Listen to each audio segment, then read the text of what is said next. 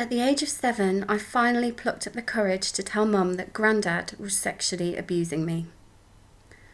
It was around 7 o'clock in the evening. I had wanted to tell her for ages, but was frightened because I thought the abuse was my fault.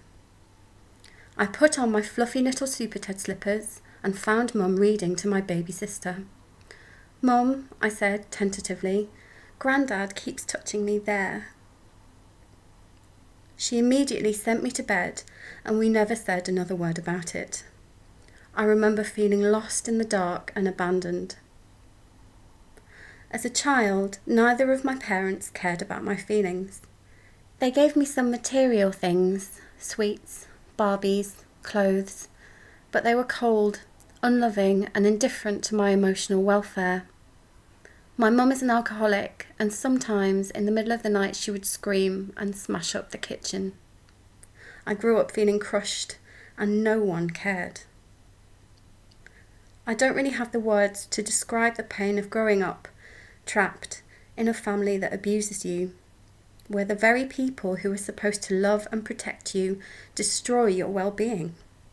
Perhaps some of you listening know how it feels.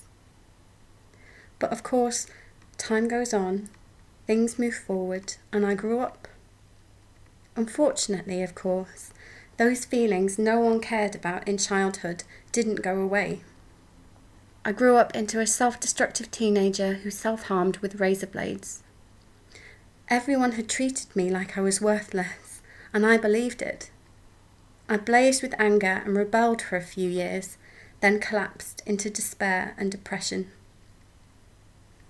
I struggled through art school, but found it difficult to relate to people and make real friends. If an old man bumped into me on the bus, I'd get terrible abuse flashbacks.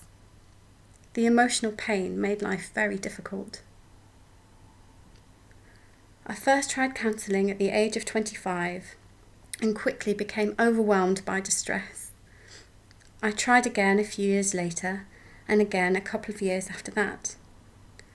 I was referred to a support group in North London called Survivors of Childhood Abuse. The support group was extremely useful, but because of the CBT focus, I still felt like no one really listened and accepted my feelings as they were. Finally, at the age of 32, I was referred to Someone Cares in Newcastle. It's the first time in my life that someone has really listened to me. The first time in my life I felt truly cared for and accepted. I feel so lucky and grateful to have worked with an amazing therapist. She has more empathy than anyone I've ever met. Thanks to her, I've been able to make huge changes in my life and to finally feel like someone cares.